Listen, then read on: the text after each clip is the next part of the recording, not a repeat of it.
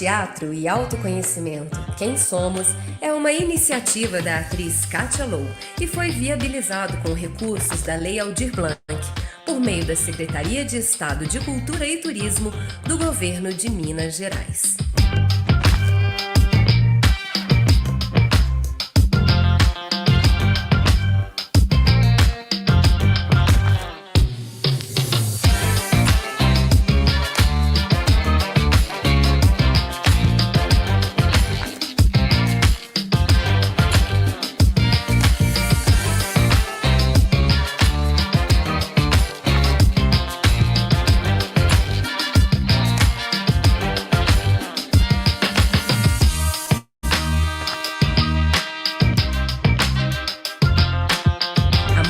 Acontece de 21 a 24 de julho de 2021, gratuitamente no canal do YouTube Kátia Low e contará com participantes de várias localidades como Uberlândia, São Paulo, Belo Horizonte, São Luís do Maranhão, Niterói e São João del Rei.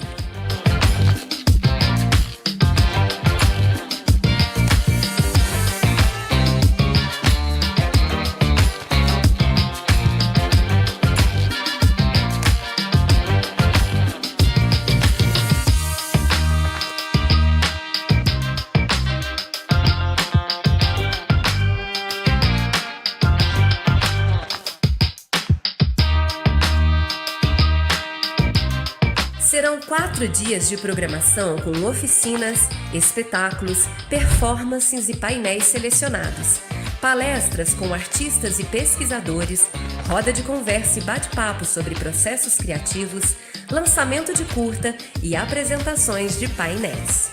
Você pode acessar a programação completa nas redes sociais, @KátiaLowA no Instagram, Kátia Low no Facebook, ou se inscrever no canal Kátia Low do YouTube, onde acontecerão as transmissões da mostra Teatro e Autoconhecimento.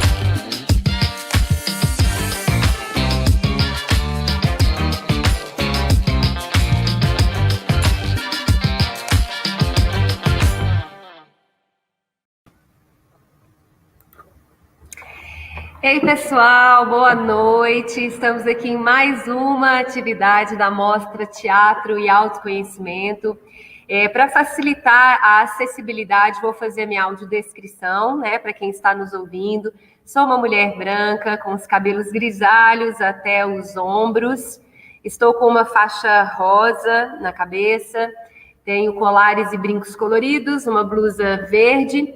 E estou numa sala com paredes pretas. A sala de espetáculo aqui da Escola Livre do Grupo Pontapé, minha casa teatral, o espaço de onde possivelmente e queirosamente poderá estar sendo, quem sabe, uma próxima edição da mostra, da gente se encontrar pessoalmente, né? Essa conversa de agora, essa palestra de agora, é uma palestra muito querida e esperada, né, por todos nós, porque é justamente o tema principal da mostra, o tema da mostra, né? Teatro e autoconhecimento. Eu quero contar para vocês que também dá acessibilidade, né? Esse é um projeto viabilizado pela Lei Aldir Blanc, no âmbito do Estado de Minas Gerais. Por isso que eu peço, então, para vocês curtirem esse vídeo, se inscreverem no canal, compartilharem, para que essa atividade gratuita chegue ao maior número de pessoas. E, após a exibição da mostra, a gente vai também transformar os bate-papos, as conversas, traduzir para Libras, para ser disponível no canal a acessibilidade. Todas as atividades artísticas já estão com a tradução em Libras, pensando aí na acessibilidade. E por isso que eu peço para vocês compartilharem para chegar ao maior número de pessoas essa programação feita com tanto amor e carinho, mas que principalmente, tenho certeza, vai agregar muito para nós, tanto da área do teatro, quanto para, né, as pessoas de outras áreas do conhecimento que têm o teatro e o autoconhecimento como interesse de pesquisa. Isso posto, eu falo para vocês que eu abro as cortinas desse encontro para receber a maravilhosa, querida e especial Inês Peixoto. E eu vou fazer uma apresentação, né? Eu vou contar para vocês um pouco, resumidamente, um pouco do currículo da Inês, que a gente sabe, né, que tem aí uma trajetória linda e maravilhosa na arte do teatro e também na TV, no cinema. Inês Peixoto, de Belo Horizonte, Minas Gerais, tem quase 40 anos de carreira e desde 1992 integra o elenco do Grupo Galpão de Belo Horizonte, tão querido, né, grupo brasileiro. A atriz Inês Peixoto carrega uma respeitável bagagem artística com trabalhos no teatro, cinema e televisão, seja atuando ou dirigindo. Já foi agraciada com 12 prêmios por sua atuação em teatro e 3 prêmios por sua atuação em cinema. Em 2019, Inês Peixoto criou seu projeto autoral, com a montagem da peça Órfãos de Dinheiro, realizado de forma independente, em que assina concepção, texto e figurino, com a direção de Eduardo Moreira.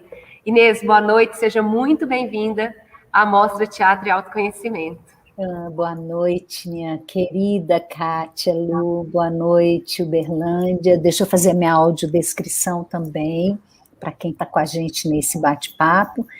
Eu me chamo Inês, eu sou uma mulher branca de 60 anos, tenho os cabelos longos, os olhos claros, estou numa sala com uma cortina marrom, estou na sala da minha casa, tenho trabalhado da minha casa o tempo todo, e estou usando óculos, e um batom, passei um batom rosa para estar aqui com vocês essa noite. Boa noite para todos. Delícia. Inês, a gente acabou de assistir agora Varca, a menina que não podia dormir, né? Um curta que você fez, um curta-metragem a partir de um trabalho, a gente viu lá na descrição, a partir de um trabalho de uma live que você fez, e aí você editou imagens, né? E para nós é um prazer imenso ter aqui na programação da Mostra a estreia desse curta, né, que também vai estar aí disponível no canal para as pessoas que vão ver depois, né, ou que estão vendo só esse bate-papo, ainda não viram o curta, vão lá e assistam o curta. A gente não vai tentar não dar muito spoiler, mas nós vamos falar um pouquinho sobre ele, né, sobre esse trabalho. E, Inês, eu vou então ler a sinopse para a gente poder conversar um pouquinho sobre o curta. Inspirado no conto de Anton Chekhov, Varca, a menina que não podia dormir, narra a trágica história de uma babá de 13 anos que é obrigada a trabalhar 24 horas por dia, sofrendo maus tratos e humilhações na Rússia final do século XIX. Ressignificando um trabalho inicialmente criado para o Sesc Fortaleza, Inês Peixoto editou as imagens, criando um curta de 16 minutos, que nos faz refletir sobre essa exploração que atravessa séculos. Constatada pelo constante aumento dos índices de exploração do trabalho infantil mundo afora. Segundo a Unicef, houve um aumento de exploração do trabalho infantil na pandemia, e 160 milhões de crianças e adolescentes no mundo vivem nessas condições. Então, Inês, eu vou pedir para você começar falando, porque a gente às vezes fala de autoconhecimento e pensa que autoconhecimento é só um estudo de si mesmo, né? E você traz com o Varca, né, com esse protesto que você, né, vou chamar assim, com esse protesto que você apresenta de forma artística para nós, a gente está conectado com o subtítulo da mostra, que é Quem Somos, um autoconhecimento do que está ao nosso entorno, né, do que acontece ao nosso redor. Eu queria que você falasse um pouco sobre as motivações que te levou, né, a criar esse trabalho e, né, e um pouco sobre pesquisa, enfim, como que você chegou aí nesse lugar. Então, bom, primeiro, nossa, muito obrigada pelo convite, assim, é sempre bom a gente refletir, né, sobre nós, sobre os outros, refletir, né, sobre nosso ofício dentro de uma provocação tão bonita, né, de entender o teatro como um lugar mesmo de crescimento da gente, acima de tudo, de um crescimento da nossa essência, da nossa humanidade. E o Varca, é que eu falo muito,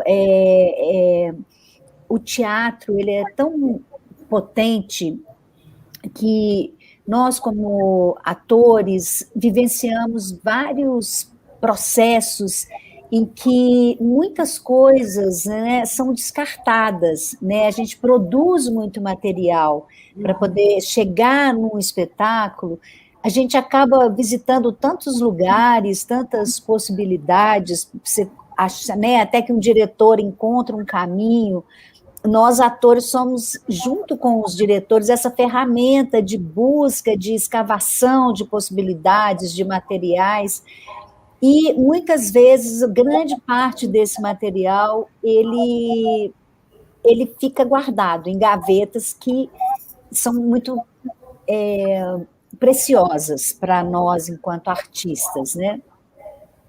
E o Varka, esse conto do Chekhov, eu entrei em contato com esse conto em 2011, no processo de criação do espetáculo Eclipse, né? Como você falou, faço parte do Grupo Galpão, um grupo que nós temos processos criativos muito intensos, né? Um grupo de atores que trabalha com diferentes diretores, então eu vou falar um pouco disso mais à frente, e isso nos traz uma diversidade muito grande de abordagem, de temas, de linguagens, né? Então, a nossa trajetória de criação artística, ela acaba passando por muitos lugares. E num projeto que nós chamamos de Viagem a Chekhov, eu fiquei a gente montou o Tilvânia, uma parte do grupo, e o outro grupo que eu estava, nós montamos um espetáculo que foi a partir dos contos do Chekhov. E para a gente chegar nesse espetáculo, o Chekhov escreveu mais de 500 contos durante a sua curta, né? Ele viveu pouco, né? Morreu com 40 e poucos anos, 42, se não me engano. Ele escreveu mais de 500 contos. E a gente trabalhou com um diretor russo, a gente teve acesso a vários contos, inclusive ele trouxe muito material que não tinha traduzido, mas o Varka, ele era um conto que já tinha em traduções brasileiras, ele trouxe outras traduções para a gente, e o Varka foi um conto que me marcou demais. Eu fiz um trabalho em cima dele, na época, só que o processo do espetáculo caminhou para outros lugares, né? Ele fez opção por pensamentos do Chekhov, não por histórias. Então, esse conto ficou na minha cabeça. E agora, como eu não trabalhei lá, eu sempre disse, gente, eu quero falar do Varka, porque é um tema que me afeta muito, né? E é um tema que, como você leu na sinopse, esse tema da exploração da infância, o trabalho forçado da criança, isso está aí, atravessa os séculos, né? E a gente vai naturalizando isso e a gente convive com isso, né? A gente consome produtos que são produzidos por crianças em sistemas de quase escravidão, né? De servidão, quase. E o Varka ficou na minha cabeça. E na pandemia, o Sesc Fortaleza me convidou para fazer uma live que eu poderia abordar qualquer tema, queria uma live que fosse realizada para eles. Aí eu conversei, né, com a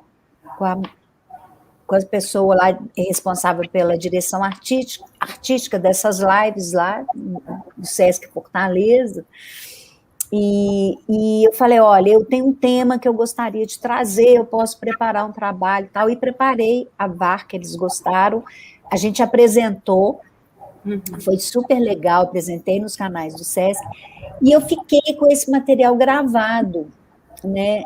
Então, eu aqui dentro de casa, eu falei, gente, eu vou, porque a live durava meia hora, né?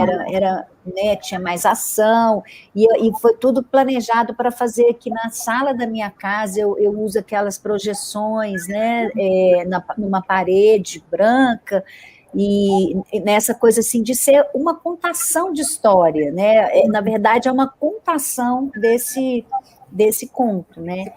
Uhum. E aí eu editei e fiz esse material e fiquei muito feliz de ter a oportunidade de estrear aqui com vocês, porque evidentemente que é construído de uma maneira muito precária, tudo aqui dentro da minha casa, eu fiz isso no alto, né, nessas índices de contaminação altíssimos, a gente não estava ainda entendendo o que estava acontecendo, ainda sem a vacina, então, assim, para entrar uma pessoa aqui para filmar isso para mim, porque tinha que ser filmado por um especialista, foi uma loucura, né? Então, é um material que eu fiquei apegada a ele, e eu fiquei muito feliz de estrear aqui, assim, de colocar, como você disse, de alguma maneira, o meu posicionamento, um pequeno protesto, né? É uma gotinha de água no bico do beija-flor, mas é uma maneira de trazer, né, essa questão para o debate. Que bom, Inês. É legal essa imagem que você traz. Deixa eu abaixar um pouquinho meu volume aqui, parece que está dando um pouco de eco. Tá dando um eco, é. Que boa essa imagem que você traz, né, da gotinha de água no bico do beija-flor, porque você, para mim, personificou nós artistas, assim, né? Mesmo que somos a gotinha de água no bico do beija-flor. Hoje, há pouco, eu estava conversando com a Soraya Mariani, e uma das coisas que ela estava falando, que ela atende no consultório dela, muitos artistas, a mensagem que ela deixou para a gente é: não desista, o mundo precisa de vocês, né? Então, o incêndio na floresta precisa da gotinha de água no bico do beija-flor, né?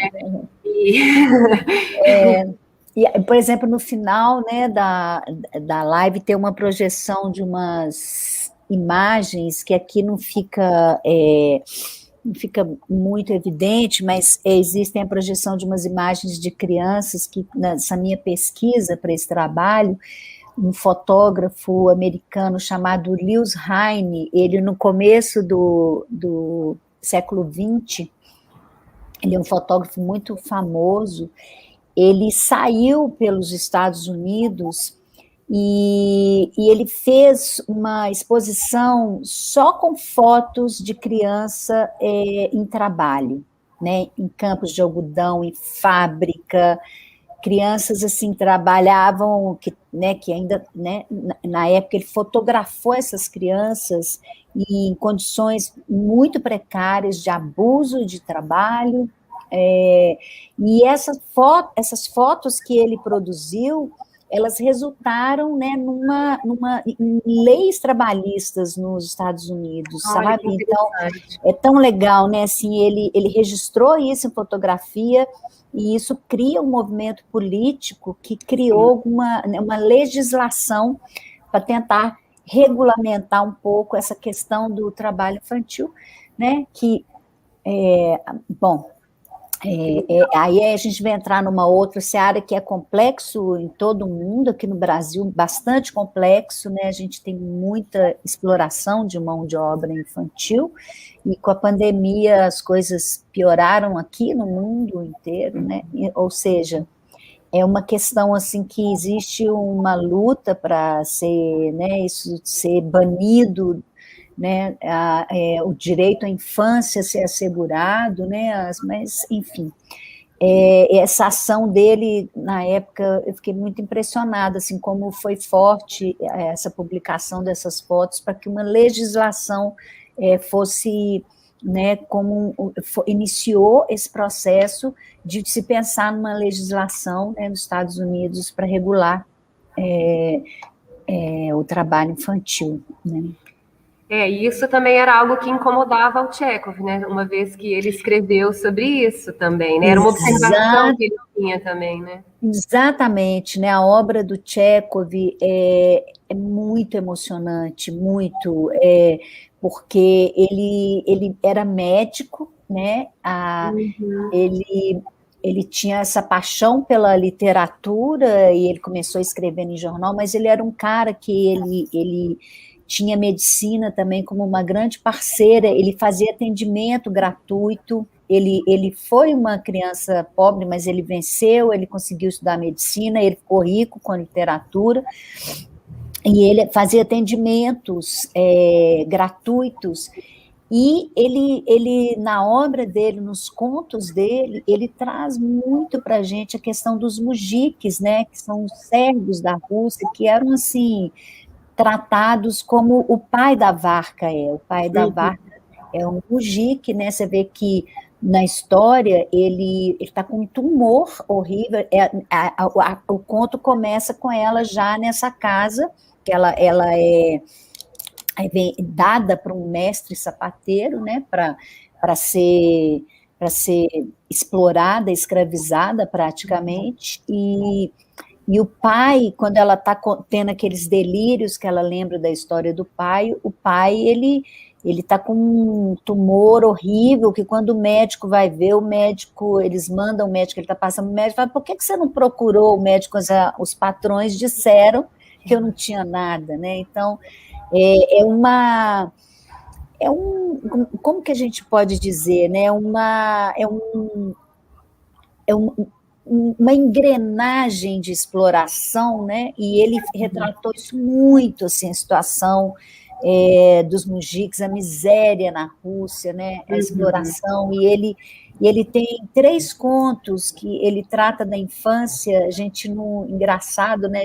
Ele tem a Varka, ele tem o Vanka, que é a história de um menino, que é muito triste também, uma história de um menino que ele é vendido para ser ajudantes dos mestres, né? As crianças iam muito assim servir aos mestres de pintura, de sapateiro, de tecelagem, né?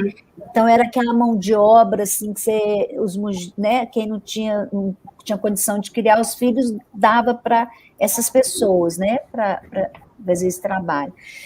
E o Vanka é uma história muito triste também, de um menino que ele fica esperando que o avô volte para buscá-lo, e ele tem uma história de uma cachorrinha que chama Katchanska, que é uma cachorrinha que ela se perde, vai parar num circo, é uma história linda, assim, que, né, metaforicamente, é um ser infantil que se perde, mas é isso, ele olhava assim, Kátia,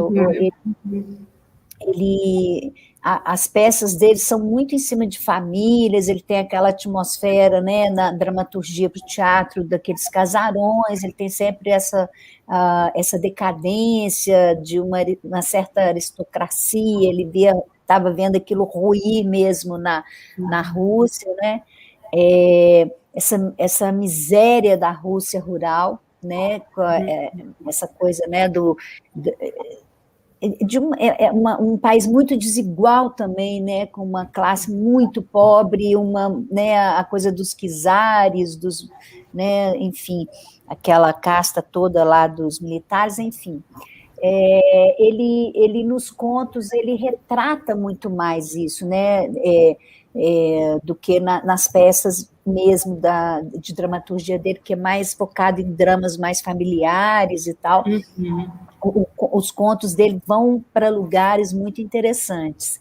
Eu achei... Não, porque é isso exatamente, assim, quando você lê, você percebe muito o entorno dele ali, na verdade, né? O que ele vivenciava mesmo ali na Rússia, ele retrata muito isso. E essa experiência dele como médico, com certeza, né? A gente não sabe dizer se ele não como diz, encontrou a Varka, né, no caminho dele. Se Varka não é alguém que ele encontrou no caminho, né? Certamente. Certamente, né? Certamente igual Varka, existem hoje várias, né? Igual a ela, em outras situações, certamente ele encontrou. Sim, e eu achei, tem 2 coisas ainda que eu queria destacar. A primeira delas é que, né, pela escolha que você fez desse ponto, que um olhar desatento, né, não quero dar spoiler, porque quem ainda não assistiu, gente, tá no canal, vai lá e assista, né, o trabalho da Inês. Mas, no final, um olhar desatento pode ficar preso na tragédia final, sem dar um zoom para a situação que levou à tragédia.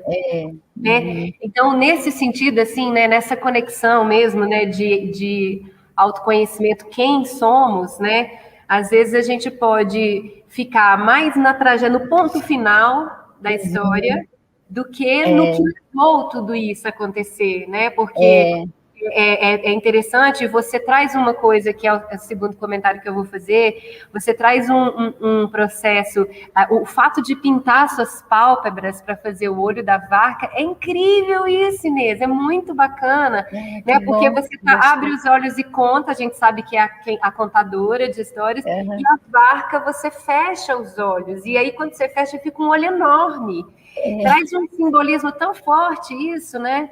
Tão bacana, e eu acho que esse final, ele é isso, se a gente não olha para essa inocência que você representa nessa imagem da vaca, a gente fica na tragédia final, sem reconhecer que, na verdade, é uma inocência que viveu uma tragédia, né, e não construiu essa tragédia. Ela é a ponta de um iceberg, né, a gente tem que se perguntar por quê que isso aconteceu, a gente...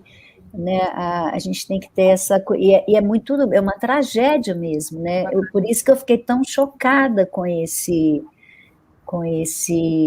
conto, porque ali no final quem sofre a tragédia são duas crianças, né? Entendeu? É muito mais simbólico por isso. Né? Nossa, foi algo que me marcou muito, assim, quando eu li, foi nossa, muito, muito forte, né? Muito forte mesmo, mas enfim, que bom que a gente pôde exibi-lo aqui nesse encontro. Com certeza, e que ele abra mesmo, né, possibilidades e os nossos olhares para o nosso entorno, né, neste sentido do que até você mesma falou, às vezes a gente está consumindo coisas que a gente nem sabe que estão sendo produzidas por crianças em situações precárias, escravizantes, né?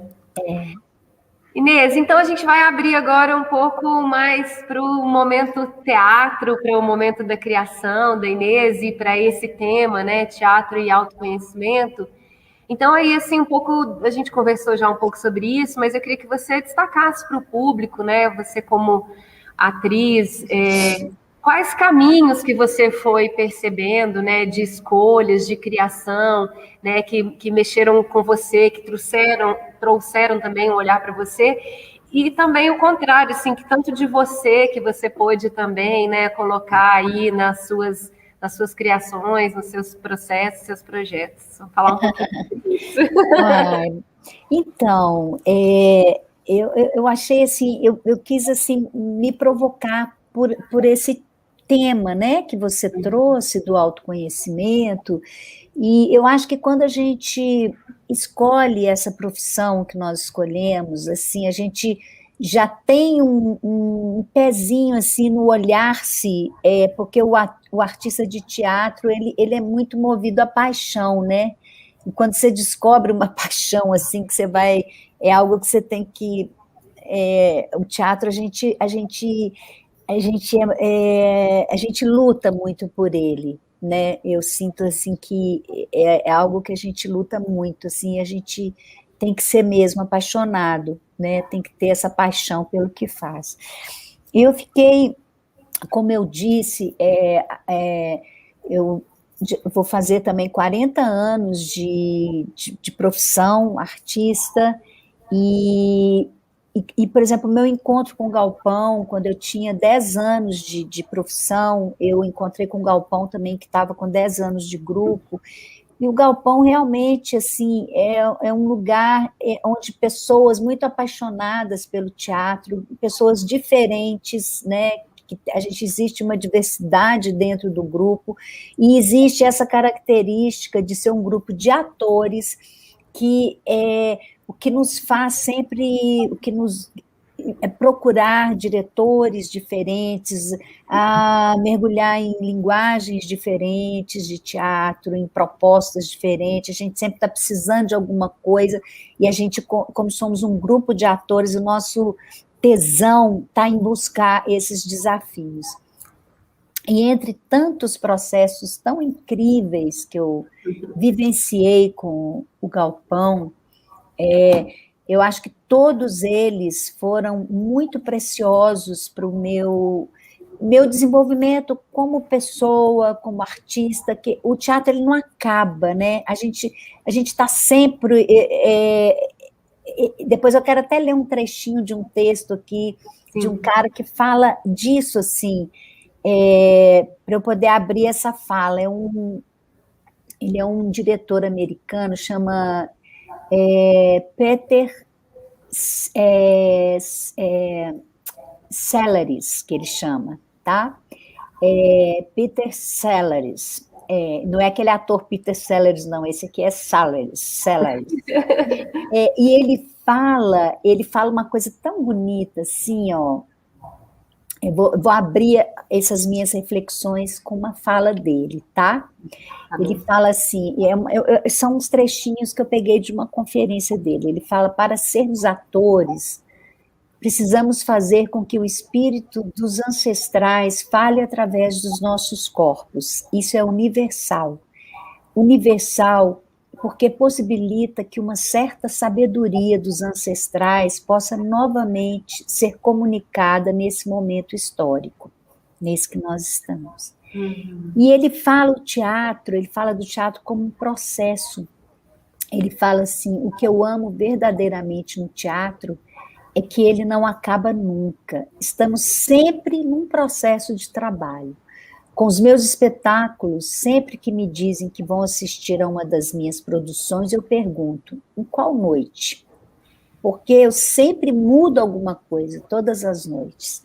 O trabalho nunca termina, porque o teatro é sempre um processo e não um ponto de chegada.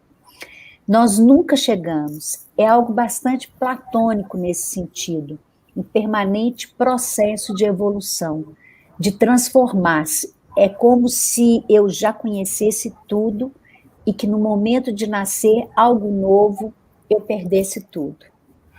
Então, que bacana. Eu achei essa fala assim tão bonita, porque a gente é meio isso, né? A gente está sempre num processo de se autoconhecer, a gente lida com outras tessituras, com outros corpos, com os mesmos corpos, com corpos diferentes, com pensamentos diferentes, a gente se abre muito a uma outridade, digamos assim. Uhum. E aí, nesse sentido, eu queria falar aqui de algumas experiências, por exemplo, a nossa experiência com o Cacá Carvalho. Né? O Cacá Carvalho é um ator assim, incrível, né? É realmente um mestre, né? que a gente teve a sorte de encontrar, e a gente trabalhou com ele, foi muito marcante para a minha vida artística. A gente trabalhou com ele o Visconde Partido ao Meio, e para chegar a esse espetáculo, nós mergulhamos numa trilogia que chama Os Nossos Antepassados. Então, era um espetáculo em que, nessa trilogia dos Nossos Antepassados, o Calvino escreve o Visconde, o Cavaleiro Inexistente e o Barão das Árvores, que são 3 fábulas que tratam mesmo da existência, né? E nós acabamos ficando com o Visconde Partido ao Meio, que é uma fábula sobre esse reconhecimento da bondade e da maldade que existe dentro de cada um de nós. A gente nunca é uma coisa só. O que a gente tem que buscar é o equilíbrio, né? Esse equilíbrio que vai nos fazer traçar um caminho nosso, da nossa essência, das nossas particularidades. Então, esse processo com o Cacá Carvalho foi um processo muito forte, porque a gente se debruçou sobre a nossa ancestralidade mesmo, sabe? E eu, até então, eu tinha tido muitas experiências, tinha tido experiências muito bacanas no teatro e tal, mas eu nunca tinha pensado nessa reverência àquilo que me constituiu até eu chegar aqui. Né?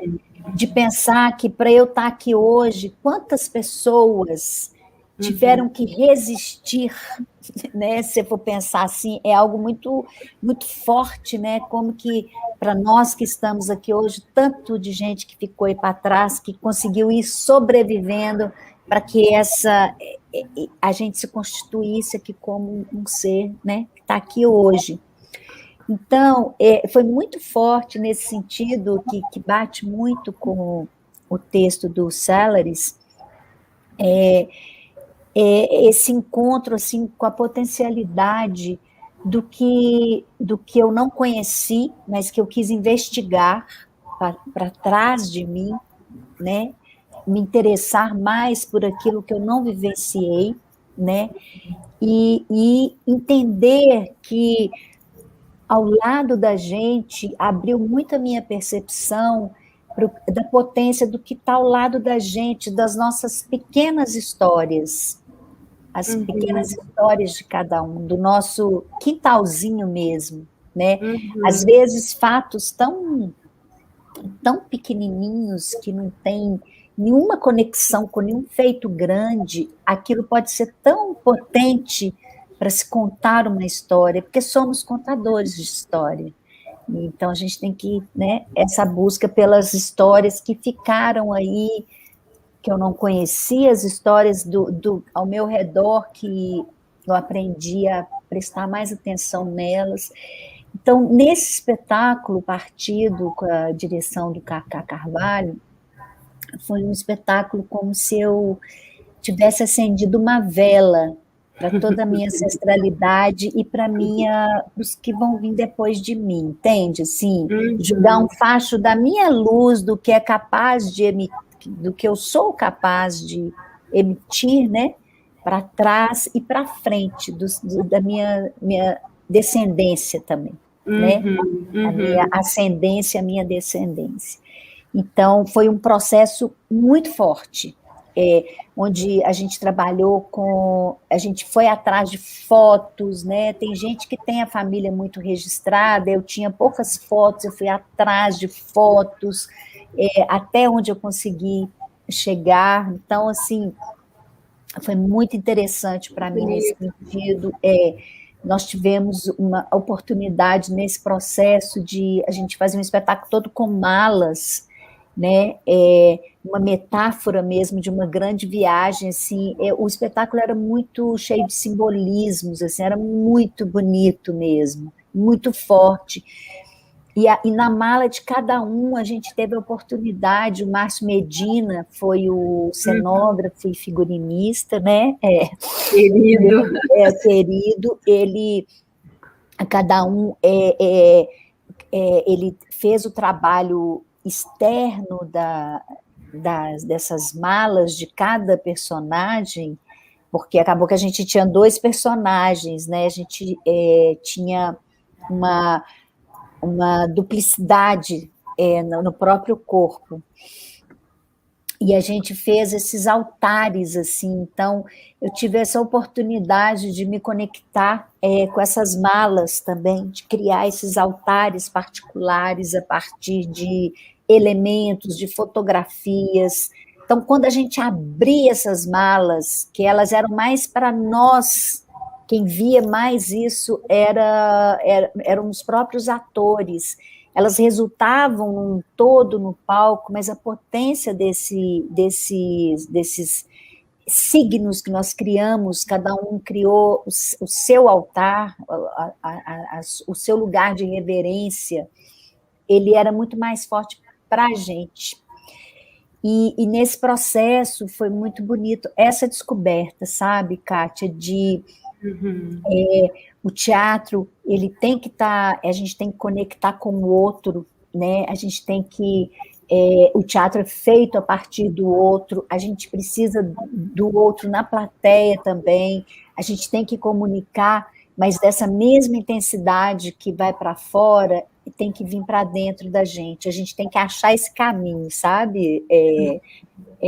Dessa resposta interior. Né? Então, assim, foi uma chave muito legal que esse processo me trouxe.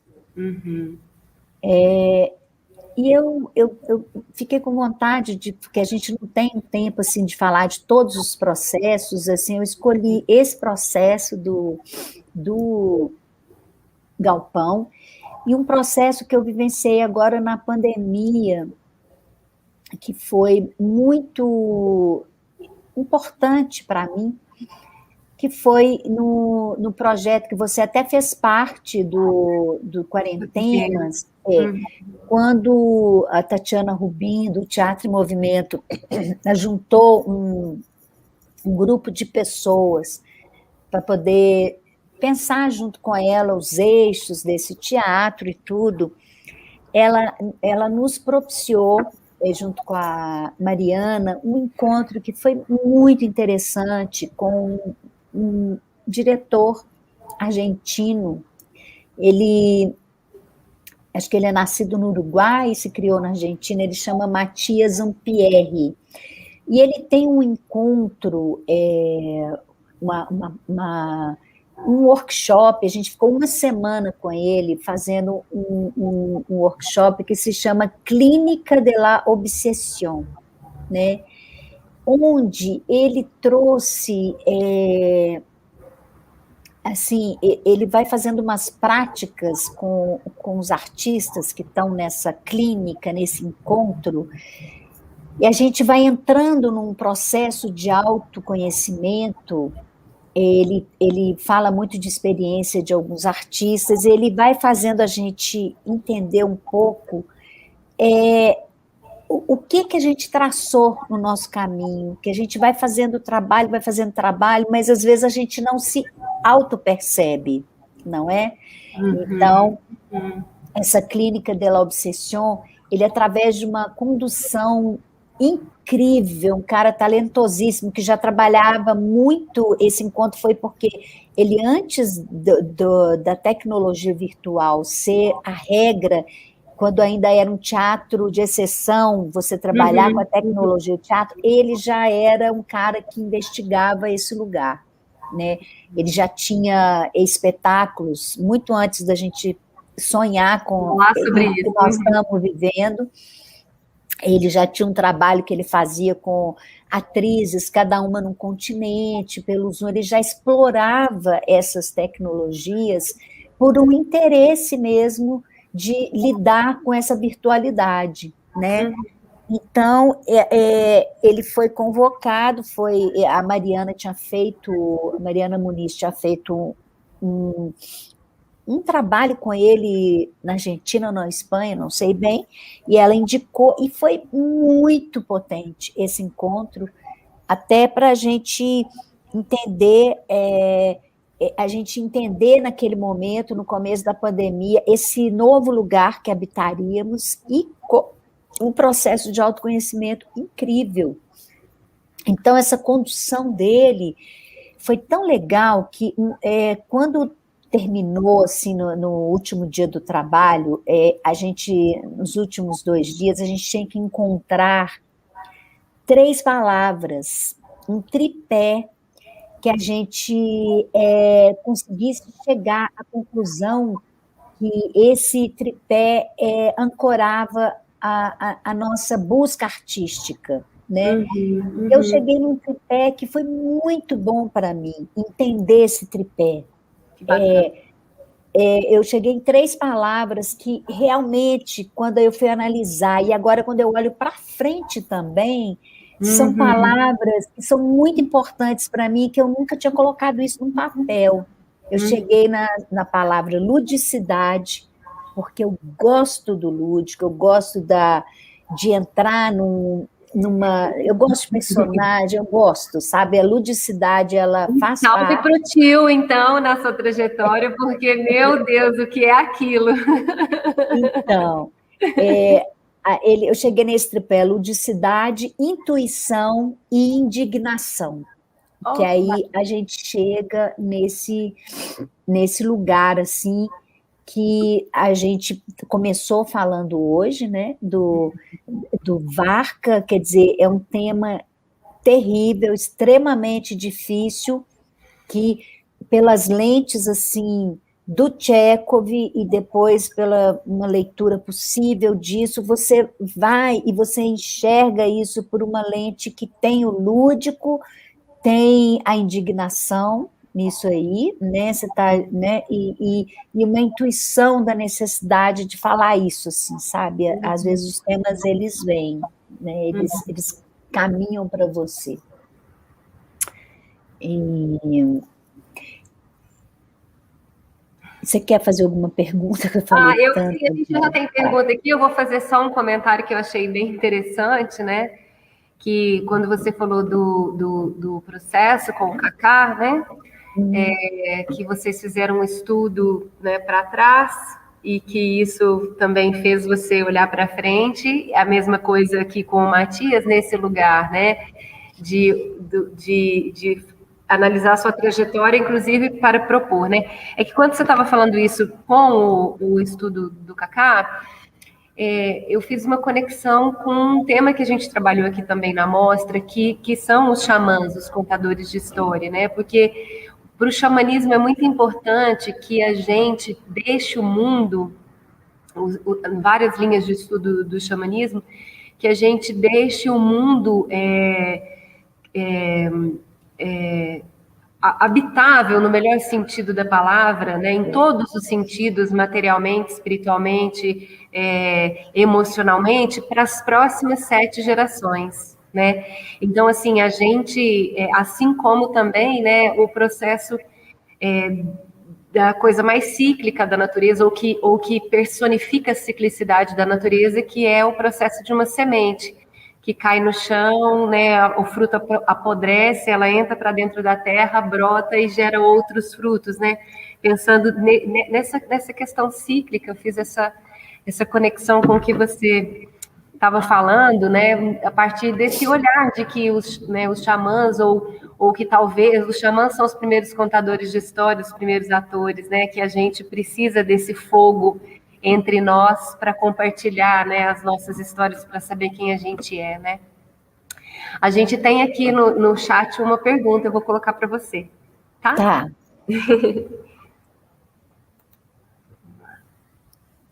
Inês, você acha que no cinema e na televisão o processo do ator com relação ao autoconhecimento é tão potente quanto no teatro? Então, Breno, a sua pergunta é muito interessante, assim, porque eu acho que você pode ter um momento muito forte, né, nas 3 possibilidades, né? Você pode acontecer um encontro muito forte da sua essência com o que você está trabalhando no cinema, pode uma cena, às vezes uma cena, uma epifania, sei lá, isso pode acontecer. Eu acho que no teatro a gente tem um tempo maior de processo, né? Então, o teatro a gente acaba esmiuçando mais, você acaba abrindo mais possibilidades, o Kaká Carvalho, ele também usava uma metáfora muito bonita disso, assim, é como se eu tivesse que sair da minha casa e caminhar para uma praça. Eu posso fazer um caminho mais direto para a praça, mas eu posso também dar uma volta, passar por vários lugares antes de eu chegar na praça. Eu entrar num labirinto antes de eu chegar nessa praça, né? Então, eu vejo o teatro, como o teatro ele é mais manufaturado, digamos assim, eu acho que nos é possível dar essas voltas, né? Mesmo quando a gente tem prazos a cumprir, a gente sempre tem essa possibilidade de dar mais voltas. O cinema é uma arte muito cara, você depende de um equipamento, tem gente que às vezes consegue trabalhar com um orçamento maior, então consegue fazer preparações potentes, mergulhos potentes, ir para os lugares, né? A gente sabe, por exemplo, que o Luiz Fernando Carvalho, quando fez o Lavoura Arcaica, o elenco todo foi para uma fazenda, eles ficaram nessa fazenda mexendo na terra, acordando 5 horas da manhã, levando a vida do cara rural lá e entender como é que é essa labuta no rural, né? As pessoas todas urbanas da cidade, então ele quis essa imersão, ou seja, alguns projetos de cinema e televisão. A televisão, então, é indústria, ainda mais difícil ainda, né? Alguns diretores conseguem fazer um processo dentro da televisão, mas, né, o Luiz Fernando já conseguiu, já fiz trabalho com eles na televisão, com 3 meses de preparação também, né?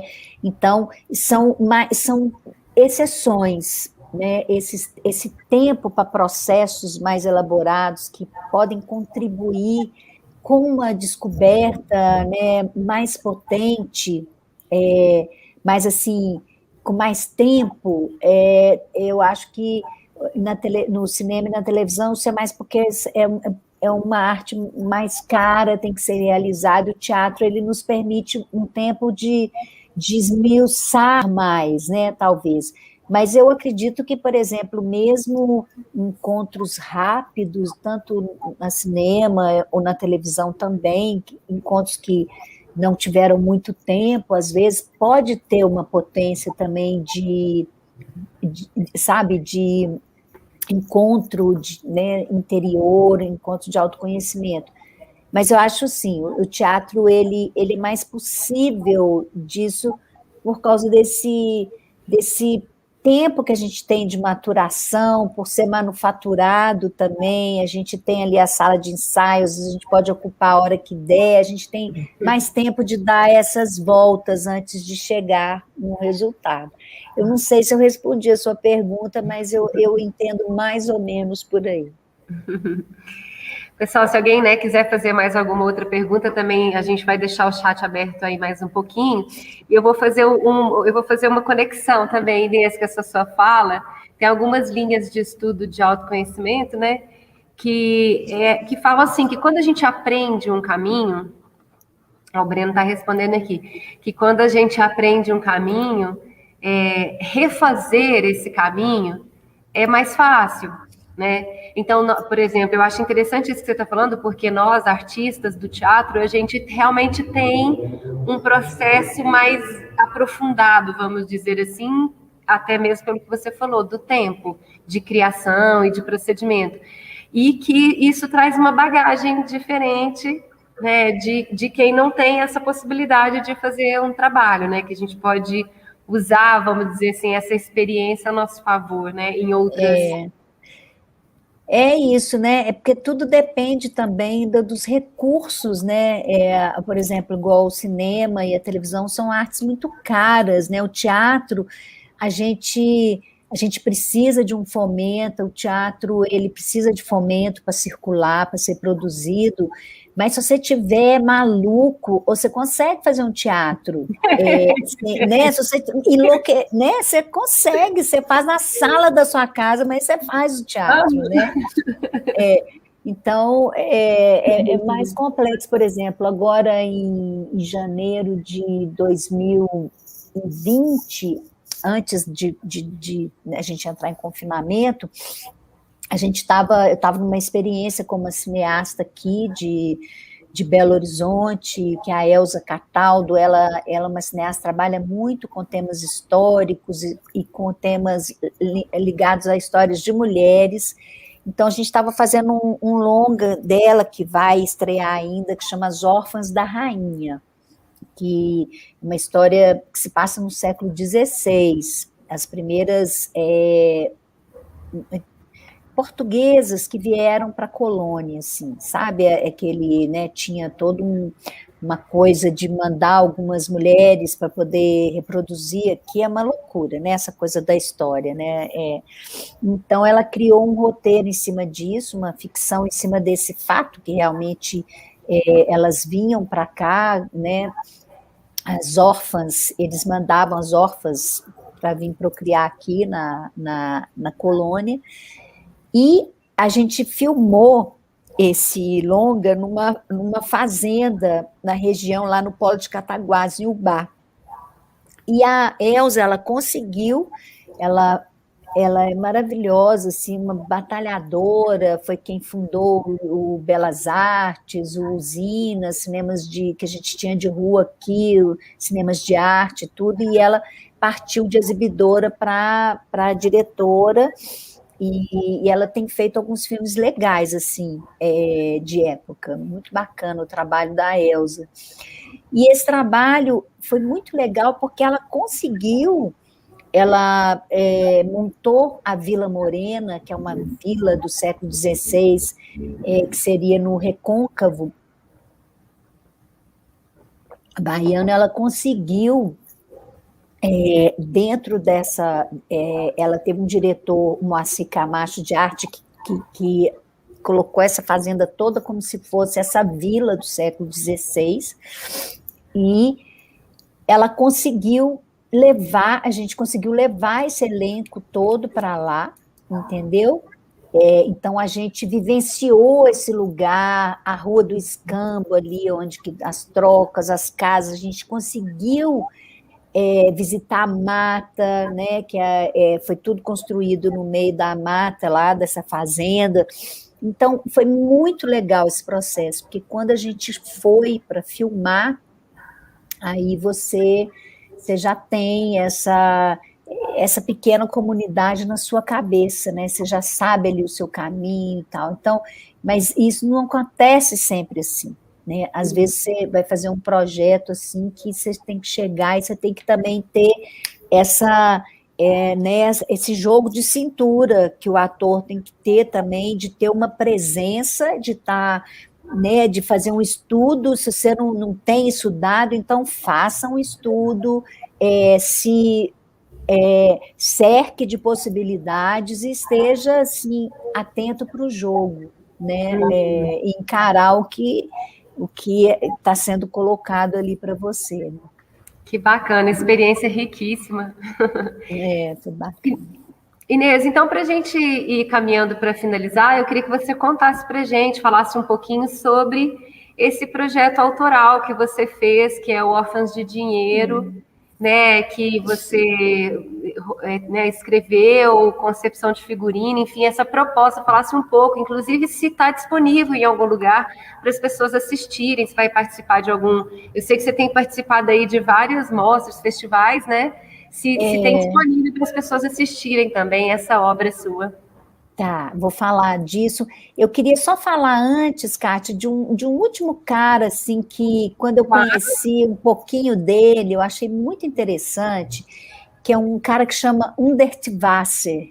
Ele é um austríaco, ele é arquiteto, sabe? E ele tem uma teoria das 5 peles que eu achei muito interessante, assim, para nós atores. Isso abriu também uma chave para mim quando eu conheci essa teoria das 5 peles do Hundert Wasser, que a gente tem a nossa essência, que é a nossa primeira pele, que está dentro da gente. A gente tem a segunda pele, que é o nosso vestuário, tá? Você como um ser social ou como um ator, como personagem, você foi investigar, você tem... O que você veste já vai dizer muito sobre você ou sobre o seu personagem. A sua casa, a sua terceira pele, a casa que você habita. A quarta pele é a sua identidade social, o meio que você está nele, em torno da sua casa, e uma pele global, que é a quinta pele. Né? Eu achei muito interessante para assim, umas chaves para nós como atores, assim, estou compartilhando um pouco coisas que eu lanço mão também, quando você tem que se, né, quando você tem que se virar aí né, num projeto e tal, você pensar, né, você pode ter uma essência e você pode se vestir completamente diferente do que essa essência vestiria, você já cria uma contradição no personagem, né? Ou você se veste do jeito que a sua essência te dita, conforme os seus desejos, mas quando você vai ver, você está num meio, numa casa que não tem nada a ver com você, que fricção que você descobre, sabe, a partir de você pensar a gente com essas possibilidades de peles. Que legal, sabe? isso. Uhum. É muito interessante como assim, porque você pode brincar, sabe, né, com a sua essência, né, a epiderme mesmo, o seu corpo, a sua roupa, a sua casa, a sua identidade social e o mundo. Uhum. Entendeu? Uhum. Né, se isso está harmonizado, se isso está em conflito. Né? Nossa, é um caminho bem legal aí de processo de criação, assim, para você enchear, vamos dizer assim, né? Dar corpo para o processo de criação, né? Às vezes uma informação, você tem o seu personagem, ele veste só cor X. Aí você fala, ai meu Deus, será que por que ele veste isso? Por dentro ele gosta, ou ele não gosta, ou ele é obrigado por onde ele está, sabe? Você vai criando, sei lá. Eu só queria falar um pouquinho disso também, que foi algo que foi legal, assim, quando eu entrei em contato. E o projeto de órfãs era isso, eu tinha muita vontade, né, as órfãs de dinheiro, que é um projeto autoral mesmo, eu tinha muita vontade de fazer um monólogo, eu queria falar de mulheres, e eu comecei a escrever sobre histórias de mulheres da minha família, recortar histórias de jornal, de filmes, fragmentos de tudo que a gente frui na vida, literatura. Aí comecei a falar, isso aqui me captura, isso aqui me captura, e fui fazendo um apanhado, e eu não achava, assim, eu queria falar de mulheres com histórias que pudessem passar pelo meu corpo, como o meu corpo é hoje, histórias que, se eu tivesse tido outro destino, eu poderia estar vivendo essas histórias. Né? E comecei a separar, assim, mas eu pensava muito numa canoa, era um objeto cênico, assim, que eu falava, gente, eu quero fazer, e tem que ser tudo dentro de uma canoa, assim, eu via, assim, era uma canoa azul, era o que eu, né?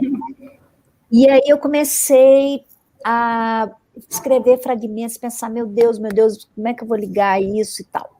Aí um dia, lendo um livro de literatura comparada do irmão do Eduardo, do Paulo da Luz Moreira, ele faz uma análise da obra do Juan Rulfo, do Faulkner e do Guimarães. No livro dele, ele analisa 3 contos com personagens principais femininas, e 3 contos em que as 3 personagens estavam em estado de vulnerabilidade social, tudo, total vulnerabilidade, por falta de possibilidade de se autossustentar, né, de sobrevivência.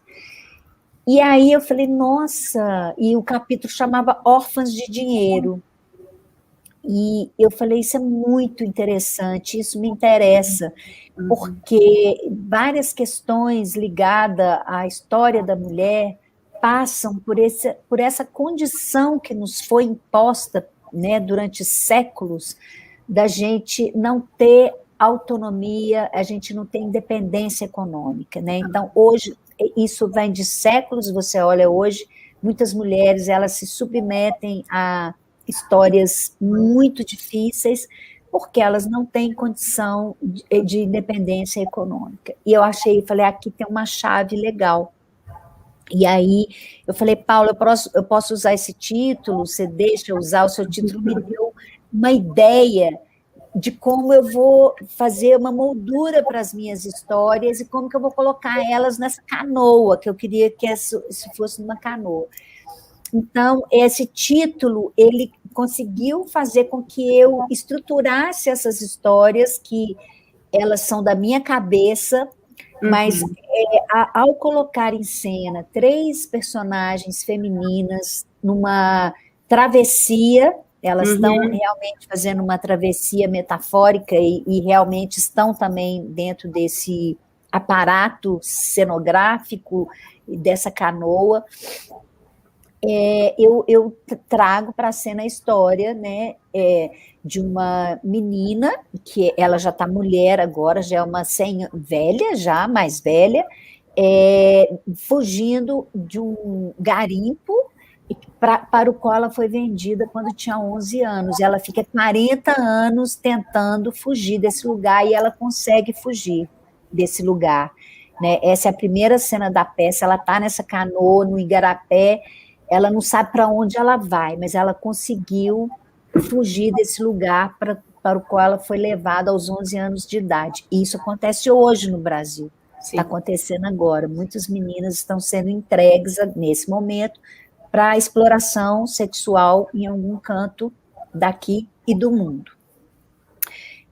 A segunda história é uma mulher que está numa fronteira com uma criança tentando entrar num país no qual ela não consegue se comunicar, não determina em qual fronteira, mas ela está tentando, ela está com uma criança que você não sabe se essa criança está viva ou morta diante dessa travessia, e como que ela é recebida, né? É uma mulher com uma criança nos braços, e essa forma como são tratados os imigrantes, né? É um problema também que é algo que nos afeta, e a gente, né? O mundo, ele tem hoje